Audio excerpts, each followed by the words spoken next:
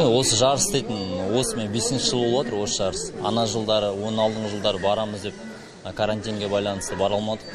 Бірақ енді настрой бар болды. Ана жылдан бері, бір жылдан бері осы жарысқа қатысамыз деген балалардың, жігіттердің өздерінде настрой болып. Бұл жарыс 35 жастан жоғары жігіттердің арасында жарыс болғасын, біздерде көбі осы ардагер боксшылар. Ең жасы Марат 35 жаста, қалғандары Жәкең 40-та, Абекен, Арекенлер 47-45-тегі жігіттер ғой енді.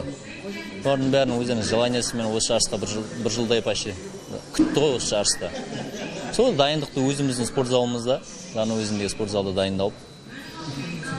Осы қара поезді отамыз деген мақсатпен бардық. Енді Алланың қолында ғой, бұдан да көбірек 2-3 аламыз ба деген ниет болды. Алланың бұйырған осы бір поез.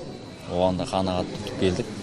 Осы барған жігіттердің, 7 жігіттің біреуі 1-ші орын, біреуі 2-ші орын, екеуі 3-ші орын алып келді. 4 жігіт орын алып. Анаяқта да оңай қарсыластар болған жоқ. Бұрынғы кездің, Союздың кезіндегі мастер спорт международниктер қатысты ол жарысқа. Біздің Қазақстанның Атырау, Алматы, Астана, Қостанай, Павлодар, бірталай облыстарынан қатысты. Көрші елдегі Қырғызстаннан келген спортшылар жақсы деңгейде өтті.